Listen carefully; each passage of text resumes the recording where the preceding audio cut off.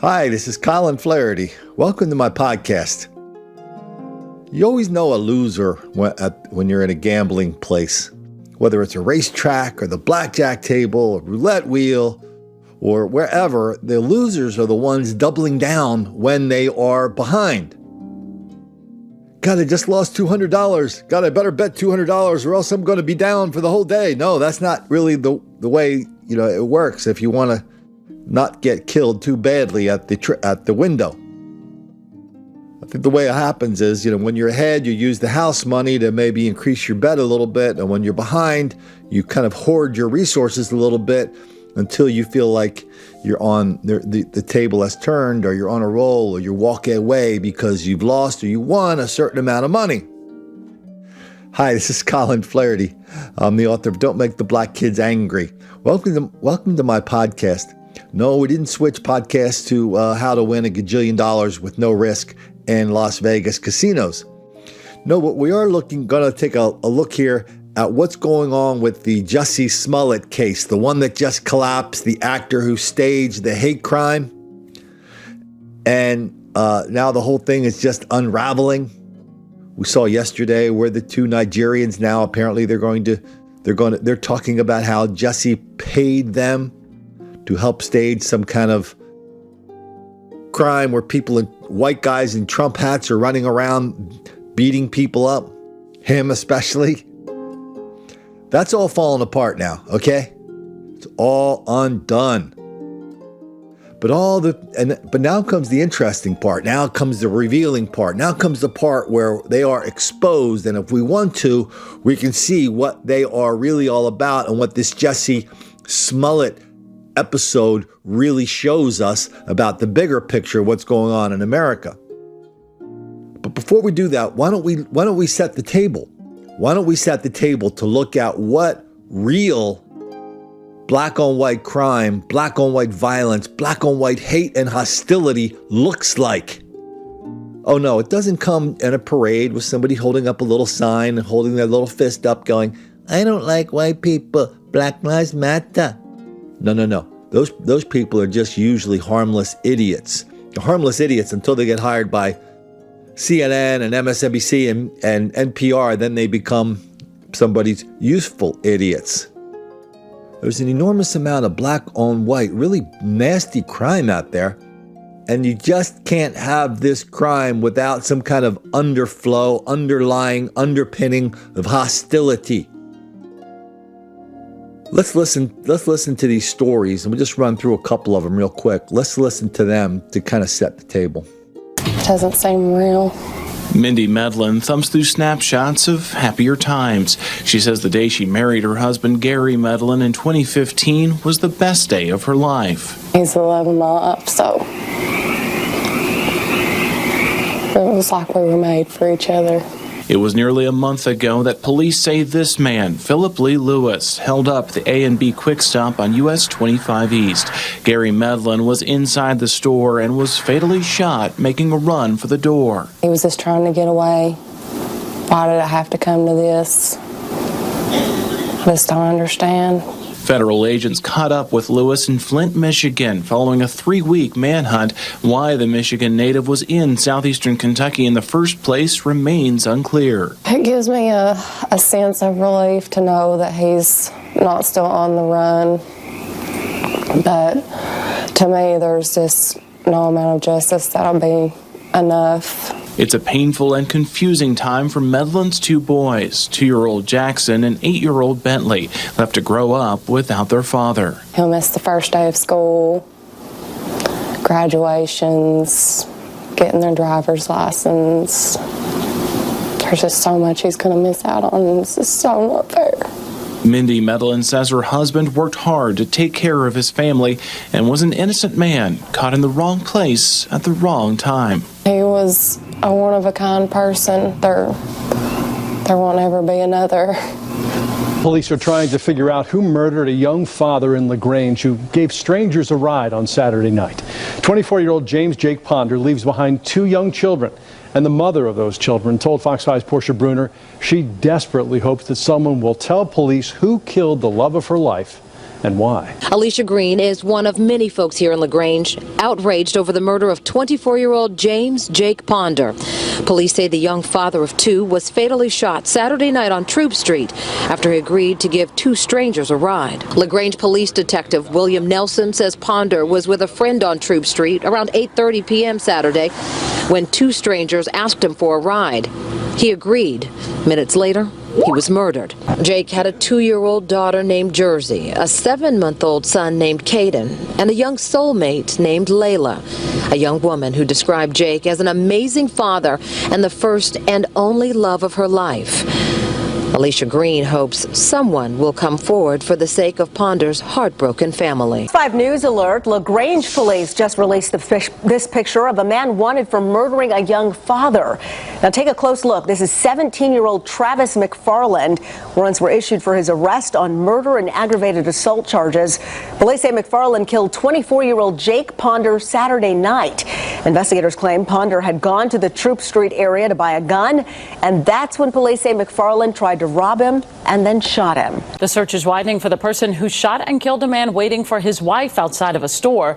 73-year-old Jack Huff is a well-known businessman and philanthropist in Hall County. And so while the whole country was running around pulling out their hair about, people in MAGA hats, apparently, said Jussie, there are people in MAGA hats and white guys just roaming the country looking for black people, looking for gay black people so they can beat the hell out of them and lynch them. Luckily, Jussie fought back, so he prevented his own lynching. Oh, man, look, what a fairy tale. But that's the fairy tale. Now, the smart gamblers, they get out at this time when, everything collapses. They walk away from a losing hand. But the bad gamblers, they double down. And that's what we're seeing from reporters who involved with and public officials who have staked everything they had on this hoax in Chicago.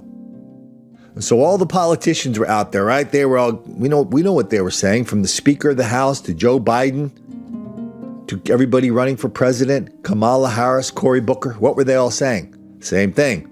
Hate crime, hate crime, hate crime. This sucks. White people suck. Cory Booker and Kamala Harris even took advantage of that 2-week window to remind people that they're going to do they're going to make lynching a federal crime because of Jussie. So now that the story's unraveled, somebody put a microphone on Cory Booker's face and said, "Hey Cory, what's up with your buddy Jussie Smollett?" Let's listen to Cory. Well, the information's still coming out. I'm going to withhold until all the information actually comes out from on-the-record sources. We know in America that bigoted and biased attacks are on the rise in a serious way. We actually even know in this country that since 9/11, the majority of the terrorist attacks on our soil have been right-wing terrorist attacks, the majority of them white supremacist attacks, from the horrific shootings in Pittsburgh or in South Carolina church. What we're seeing is attacks on people because they're different, and we all need to join together and condemn those attacks and the hatred and the bigotry that sources them. Wow, isn't that amazing? The same guy who just a couple days ago was bragging that Jussie was a symbol of modern day lynching and we needed new federal legislation. He had everybody already tried, convicted, and ready to go to federal prison. Now Cory has decided to double down, not backtrack. He's doubling down by reminding people, we don't really have all the evidence yet from all the witnesses, and that's why I believe in due process. Oh yeah, when did you discover this newfound love for due process? Was it a couple days ago when you were condemning all white people for being racist bastards who go around wearing MAGA hats and beating the piss out of people? Oh yeah, we remember what you did during Covington too. Same kind of BS. And now Cory wants to double down, hoping nobody will figure it out. There's only one, when you're gambling, there's only one limit to your ability to double down, and that's the size of your bankroll. So if you're a loser, you can double down just as long as that ATM machine keeps spitting out 20s, 50s, and 100s. But ultimately, there is a limit for everybody. It's funny though. Okay, It's funny. I heard this story just not too long ago. It's going to negate what I just said about gambling. So Joan Kroc, she used to own McDonald's, right? Her husband gave her a good chunk of McDonald's. So she was a billionaire. She goes into a casino in Vegas and she plunks down some amount, $25,000, $50,000, and she starts losing. But every time she loses, she doubles down. And finally, she had $1 million bet on the hand of blackjack. And the casino manager came over and said, "I'm sorry, we can't take that bet." She was just going to keep doubling down until she won. Most of us, we don't have unlimited bankrolls to double down like that. And the equivalent of a bankroll for somebody like Cory Booker is our memory, is our patience with people to take their little fairy tales and fantasies of white racism and black victimization. And when they're proven false, their only bankroll is our ability to kind of forget about it and not hold them accountable. Who's that guy? What's his name? Brian Stelter? CNN? He did the same thing this morning. S.E. Cupp. Well, S.E. Cupp, his colleague there, she's supposed to be the conservative. She was blasting Trump people. They were taking great delight in this collapse of this Jussie Smollett story, instead of, being sad that of all the damage it's going to do to credible allegations of black victimization or white racism around the country. You Trumpers ought to be ashamed of yourself. She's doubling down. I guarantee you she doesn't have that much of a bankroll to double down with. The bankroll being the goodwill of her followers. Even people who watch CNN, they can't be of a mindset where they're just going to continue to watch stuff that isn't true, are they? Are they just going to forget that the people they depend upon for news don't get the story right very, very often? I don't know. I don't think so. Maybe they are. Anyway, this guy, the main culprit over there, what's his name? Stelter?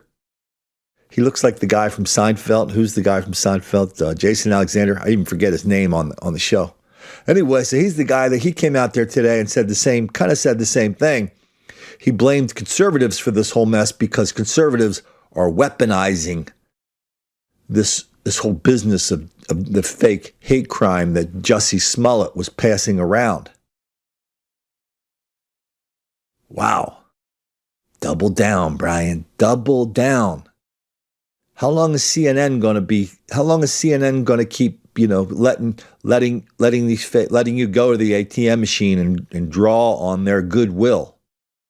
Draw on the goodwill of the listeners who don't mind if somebody makes a mistake once in a while, as long as they own up to it, as long as they don't make a habit out of it.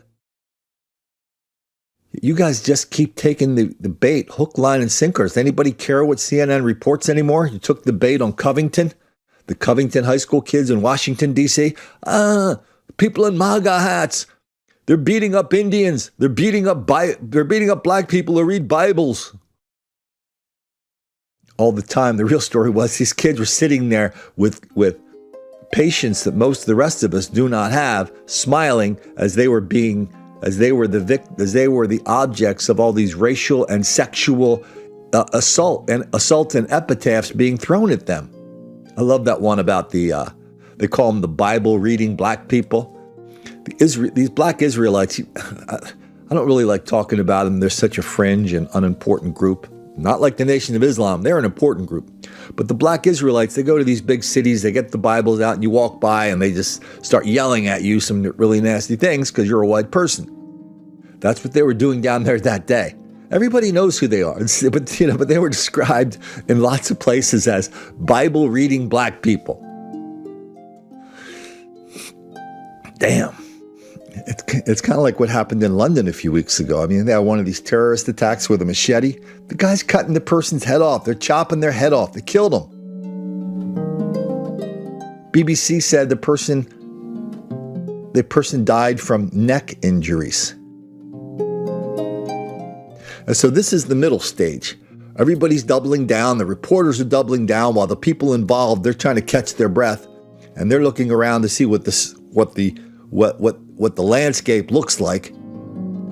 So now Jussie Smollett's looking around. His reporters have always, his lawyer has his lawyers have kind of gotten the drill down, which is, hey, don't forget, Jussie Smollett's the victim here, and you're victimizing him again. Nobody believes that except the lawyers. I don't even think they believe it. But this isn't, I mean, we already have kind of a blueprint. We've seen these stories many, many times before, and the way they go is, even if the person is found out, they pull the Dan Rather defense, which is, yeah, my facts were wrong, but my story is straight. Facts were wrong, story is true. And there's no better example of that than the story we did maybe a little more than a year ago up in Albany, University of Albany students. 3 black women, young black women, get on a bus. Remember that story? Yeah. Legal action in a case about a fabricated hate crime. 3 black women claim that they were beaten on a bus in a racially motivated attack. But after police reviewed this surveillance video that you're watching right now, they determined not only was there no evidence of a hate crime, but the alleged victims were actually the aggressors. And now they could face charges for initiating the attack as well as lying to police about it. The story was huge. Hillary Clinton tweeted about it. A member of the San Diego Chargers tweeted about it. For a month, everybody around the country was convinced that a whole bunch of except for good old Colin, I wrote about this early and often. Everybody around the country was crying copious tears for these 3 black women who were attacked by a bunch of white kids on a bus in Albany, because that's what happens all the time with white people. They're always doing that stuff to black people. They just go around hunting them, stalking them. And when they find them, they beat them, all the while using racial epithets. But these young ladies forgot a couple things. One, they forgot there were 12 cameras on the bus with audio. 12 cameras on one bus. 12. They also forgot one other thing, that when you pick up when you dial 911, you are being recorded from the second you start hearing. Even before you know the connection is made, you are being recorded. So these girls, they got off the bus after something happened. They get off the bus and they dial 911 right away. And so you hear the 911 call and you hear the 3 young ladies in the background going, they're talking about who they punched and how they were happy. They were laughing and, taking all this. They were celebrating the fact that they just attacked a whole bunch of white kids on the bus. And the white kids didn't do shit back to them. Part of my bad language. But they told a total 100% lie. They said they were attacked, and as soon as the operator came on, the tears started coming on, the threats started coming on. You better do something about this. We're going to take this to the press. Then for the next month, the cops got the video right away, but they kind of sat on it for a while, because the next day, the university president came out at a Martin Luther King Day Jr. prayer breakfast. University president reminded everybody, oh no, we're not taking this. Not on my watch, people. No. That night after, they had one of these big had candlelight vigil on the university featuring these 3 martyrs. They were crying up on the stage. Hundreds of people were out there holding candles, holding signs, wondering, oh my God, what about these white racists? What are we going to do about these white racists at Albany? This was probably before them. I don't know. I think it may have been before MAGA hats were invented. Everybody was in. Everybody took the bait. All the national networks, all the national politicians, everybody was saying the same thing. They're all playing off the same playbook because they all knew what Cory Booker knew, air quotes. Oh yeah, white people are doing this crap all the time.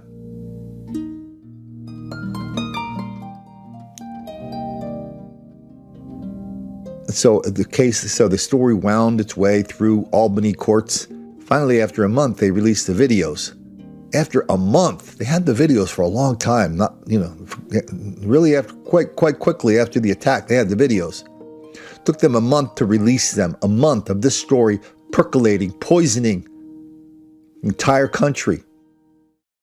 Then the videos told the truth. These girls were verbally abusive and physically assaulted the other white kids on the bus. Period. One of them pled guilty. He got to something. I forget what she pled to. Not a felony, a misdemeanor. She pled. She walked away. That left two, Asher Burwell, and I forget the other young lady's name. They did a trial. And by this time, everybody knew what was going on. Everybody had seen the videos. Anybody who watched, any observer looked at the videos, they could tell what was going on.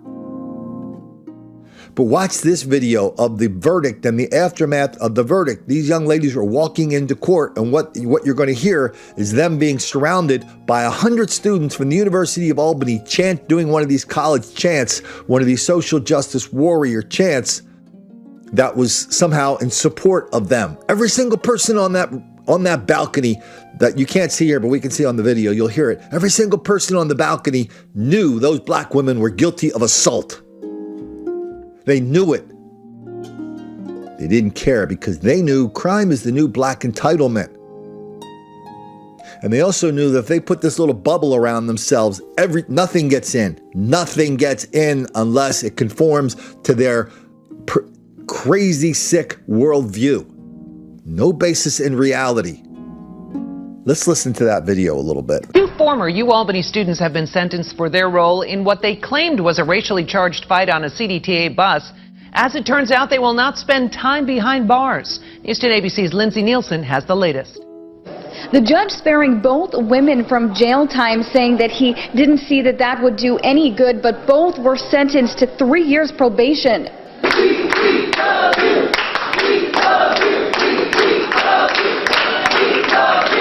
Cheers of support echoed throughout the Albany County Courthouse after former UAlbany students Aisha Burwell and Ariella Gudio learned that they were sentenced to 3 years probation and 200 hours of community service for falsely reporting an incident on a CDTA bus, making claims that they were victims of a racially motivated hate crime and allegedly beat up by a group of boys. I've seen the video.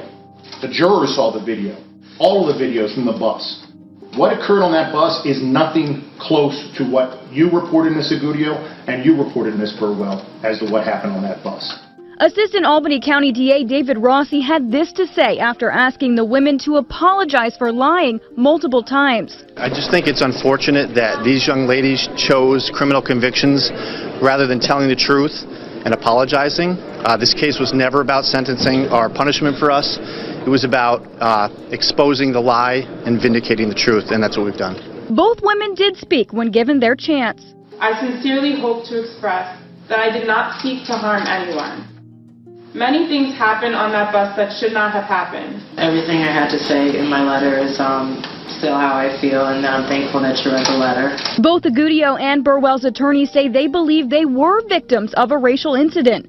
The fact of the matter is that terms that were derogatory in nature, that were racial in nature, were clearly stated on that video. Sentenced because they dared to say that they experienced a racial incident. If there were 3 white girls on that bus, right, with a busload of black people, and they were drunk and disorderly, do you for 1 second think we would be here right now? And so during the conviction, during the phase where they get to stand up and read a statement, they didn't say anything. They got up and read a letter. The letters basically said, "We're not sorry. We're sorry that we are the victims of this racist attack. We're sorry that all these racists are on the campus." And that's what they said in court. That's what they said outside of court on the steps. The two perps. They're surrounded by their lawyers, their mom and their parents, and a bunch of other black activists. And everybody's going, "Oh yeah, they're guilty. Oh no, they're just guilty of not liking racial abuse." So it doesn't really matter what the facts are. This is what I'm saying is, we're getting indications. This is what Smollett is leading up to. He's not going to get to a point where he comes out and says, "Oh man, I'm really sorry for screwing up, man." No, he is going to play the victim card for the rest of his life. And what we see from Albany is that there's going to be a lot of people waiting in line to help him play that victim card. The judge couldn't have been clearer. The DA couldn't have been clearer. And Albany didn't make a bit of difference, did it? What about Tawana Brawley? She disappeared, so you guys remember that story with Al Sharpton where he was her advisor and they were accusing these cops and prosecutors of raping her. That all collapsed. They sued her and they got a judgment. She disappeared. Well, you remember they found her about 2 years ago. But here's one thing I don't think got a lot of attention. When they found her, that meant they were able to garner her wages to pay her this judgment. About a month or two after they found her, a bunch of black activists up in New Jersey held a fundraiser for Tawana Brawley. Crime is the new black entitlement. Lying about crime is part of that entitlement. So if you can support Tawana Brawley, 100%, a lying person who tried to destroy the lives and careers of cops and district attorneys in New York. If you can support that, good Lord, how much trouble are you going to have supporting Jussie Smollett? You're not going to have any trouble with Jussie. Because first of all, a lot of people are already invested in Jussie. Nancy Pelosi, Joe Biden. What about all the Hollywood celebrities? What about all of them? Ellen DeGeneres, Kamala Harris. Oh, Jussie's the nicest, kindest person in the world. We got to stop the lynching, people. We can do better. Maxine Waters.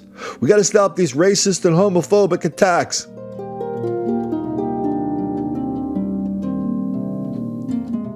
The violence in this country is there are no packs of white people with MAGA hats roaming the countryside attacking black people. There is an enormous amount of recent, it's not just, it goes back a long time, but I just do recent because I think that's the most compelling. There's an enormous amount of recent black on white murder, black on white mob violence. How much do you want? How much do you want? That's how much there is. How about black people killing people in convenience stores? The clerks, the other customers. Wildly out of proportion. Yet the reporters, public officials, and these clowns who are community activists, whatever you want to call them, they're coming back at us and telling us the opposite is true. No, Colin, it's not the black on white people thing that we should worry about. We should worry about Jussie Smollett because everybody knows white people are roaming the country hurting black people. Yeah, Dylan Roof, Colin. Yeah, Dylan Roof. Yeah. That's like their magical elixir, right? They hold that up in front of them. When they tell a lie, they hold the name of Dylan Roof up there, challenging anybody to challenge their lie. Dylan Roof, Colin. And still today, you could freak somebody out because every time there's a mass shooting, somebody or some visible thing that happens with a black person killing somebody, and we document it as part of a pattern. Somebody always comes in and goes, "Yeah, Colin, what about mass shooters? Mass shooters are white people." Then I have to break the bad news to them with a clip from the New York Times that shows where the New York Times said 3/4 of victims of black shooters in this country, of mass shooters in this country, are black. I'm still amazed how many minds explode when we hear that. It doesn't matter, though. It doesn't matter because everybody doubles down on that, too. And they just double down and they say, "No, Colin, you're crazy. What, are you living in America, Colin? What's the matter with you?" I said, "I documented 22 black mass shooters in 3 weeks in January. I can't do this every day, but it's basically happening every day." Jacksonville the other day. Jacksonville. Oh, you didn't hear about this one? Police say 4 males were shot on the north side in a city park on a basketball court, ranging in age from 14 to 24. JSO tells Action News Jax 2 victims will survive, while another one is in critical condition and a 24-year-old man has died. Tanya McClellan says the deceased victim is 24-year-old man Titus Mobley, who is the father of her child. All I know is my baby's without a father right now, and she only 2 years old. That's all I do know. Latasha Clark says Mobley is her son, and she got a call from a family member saying he had died. He's a good father, a good son, anything that a mother could ask for. and it's hurt that someone took my son. Police say they've collected at least a dozen shell casings and say it all came about after a fight on the court. JSO tells me JFRD took one of the victims to the hospital while 2 others drove themselves. Police and family members are asking anyone with information to come forward. Whoever knows something, come forward, because I will not, I repeat, I will not stop until justice is served. Guy gets into a little bit of argy-bargy with the fellas, goes home and gets a gun, comes back, shoots 4 people. I think 2 of them died. That's a mass shooting. That happens every day. Now everybody wants to, part of the doubling down process is to start redefining things. It's to start being legalistic, like Cory Booker, right? Well, I'm waiting for all the facts to come out from sources. Same thing with the mass shooters. It's like, no, Colin, you didn't get it right because a mass shooter is only somebody who, 1, is not black, 2, who goes into a place and shoots people. Oh, what do you mean? There's no black mass shooter? No, Colin, that's something else. What is it? You wouldn't understand, Colin. It's too complicated. No, just tell me, because I have a lot of black mass shooters in my files, and we document that here. It's just, if it goes against their little bubble, if it goes against their narrative, they just don't accept it. And you can always tell when their head explodes. That was 1 second before they started calling you a name. Oh, Colin, I heard you. I just looked up who you were. You're a bad person. No, the New York Times says 3/4 of mass shooters in America are black. Oh, what about Mother Jones? Oh, man. So Mother Jones, they took this extremely narrow definition. They just kept narrowing it down and down and down. It's like looking out your window, and you've got, shutters on the window, and you just keep closing the shutters more and more and more until your view is so narrow. All you could see outside is a tiny little piece of wood. So then you go around telling everybody, yeah, I live in the middle of the woods because all I see is a piece of wood outside of my shutter. No, your narrow definition is meant to obscure the truth, not illuminate the truth. And so here every day, what we illuminate is this enormous hoax of black victimization, the greatest lie of our generation. And now I wanted to do this podcast because I just wanted you to see, I kind of wanted you to be aware of how these hoaxes play out. Everybody's doubling down. Everybody's going to forget that Jussie is not the victim and he's the perpetrator.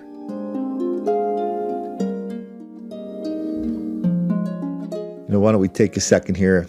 I always promise I'm going to do this, but sometimes I forget. Why don't we take a second here to bring you a little commercial message from good old Colin, then we'll be right back.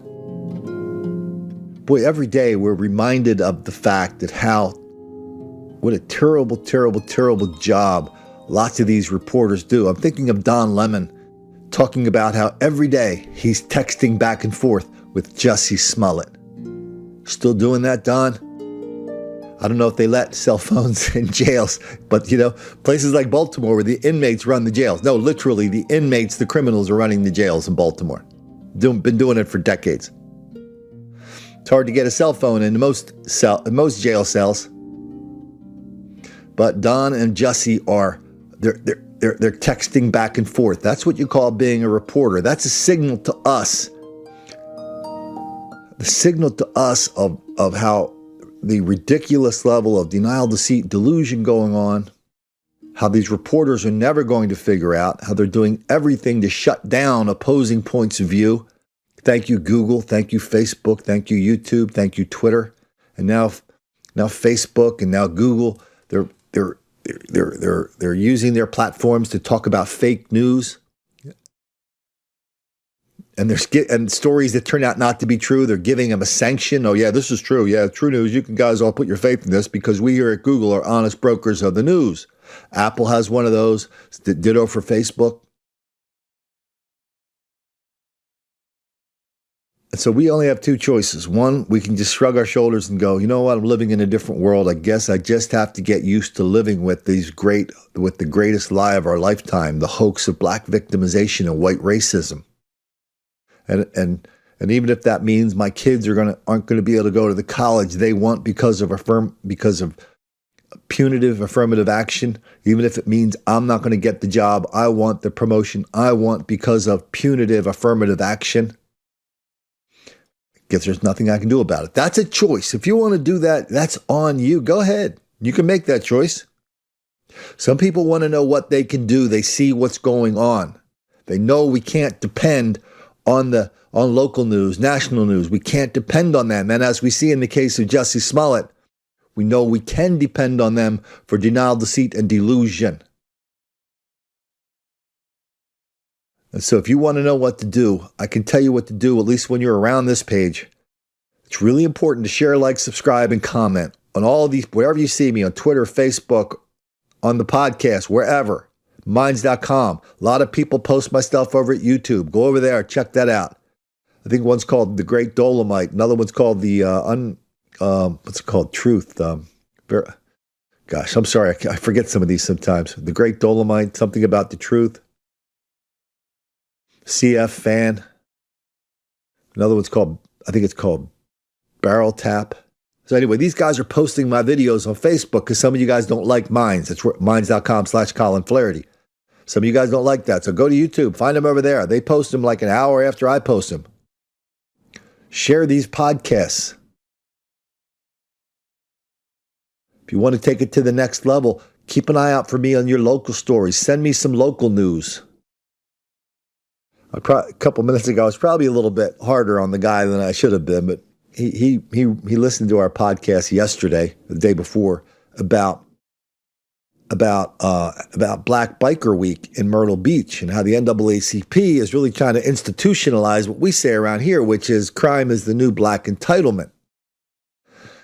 So he breathlessly sent me these clips and very neatly laid out, very easy to understand.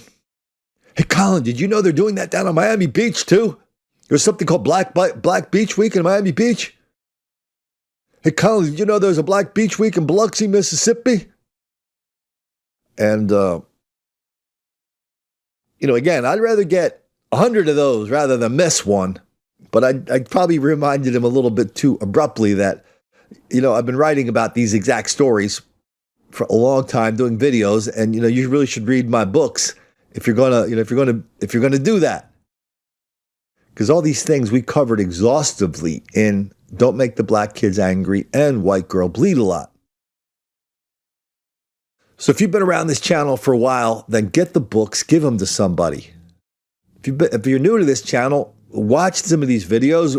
Go get Don't Make the Black Kids Angry. You'll be surprised how easy it is to read. This is not an economic treatise about the sociological underpinnings of urban violence. No, it's a story about black crime and denial, black violence and denial. I'm going to do a show with somebody, I forget when. I'll let you know on my Twitter feed and on my email. I'm going to do a show this week with a guy, I think down in Key Biscayne. Might be Tuesday, I don't know. But anyway, I'm going to do it this week. He sent me an email and he goes, "Thanks, Colin, for doing the show." Then he showed me something he tweeted out. And he goes, "Colin Flaherty is going to be our special guest next week talking about urban crime." I sent him kind of a snarky email. Yeah, sometimes I lose my patience. I'm sorry. I'm working on it, okay? I sent him a snarky email going, "Hey, did you make a mistake? Who's going to be talking about urban crime? Because I've never used that expression in my entire life." He goes, "Oh, Colin, that's just how they call it at the universities." "Oh, is that right? Well, why don't you get one of the professors to talk about urban crime? Because I don't know anything about urban crime." "Oh, come on, Colin, are you mad at me?" "No, I'm not mad at you, but I'm just telling you, if we do this on the air, if you come at me on the air and start using euphemisms, I'm not going to snark at you, I'm not going to be mad at you, but I am going to call you out on it. Because how we talk about this is really an indication of whether of what we're prepared to do about it. So if you're sitting there trying to have a discussion, a dialogue, and you will not call it what it is, and you accept all the euphemisms, that shows you are terrified and afraid of this whole topic. And you know what? If that's the case, okay, I get it. You don't have to be Mr. Bravery. You don't have to be Captain America and talk about this plainly and truthfully. But that's the way we roll around here. So just go find something else to talk about if you can't handle that. Go talk about, go talk about a sports team. That's all good there. But when we talk about this here, when we talk about black crime and violence wildly out of proportion and reporters and public officials in denial, deceit, and delusion, the stakes are high here. We're talking about life and death for lots of people.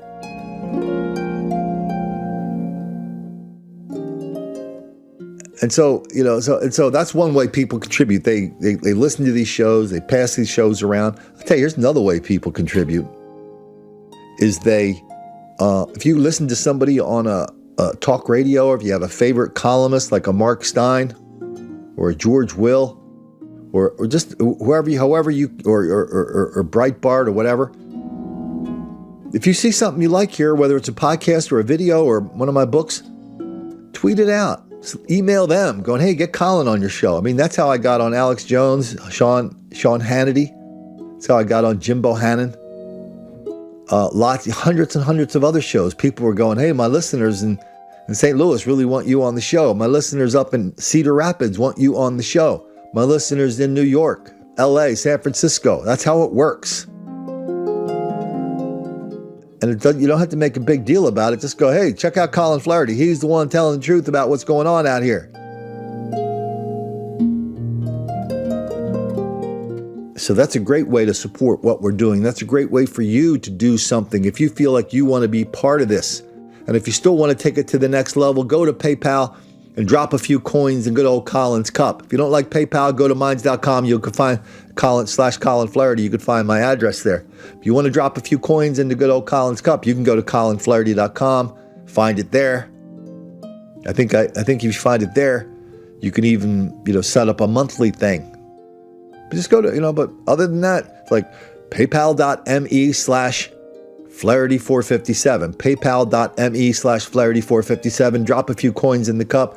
It's amazing. I mean, I'm really, really gratified how much response we're getting to that and how helpful it is. I mean, some people, they just drop $1 in. Some people drop in $10. Some people drop in more. I'm sorry, if somebody sends me $50 or $100 and they don't even know me, all they want to do is just help what we're doing here. I'm sorry. I really pay attention to those people. I am so grateful for everything they are doing to help us out.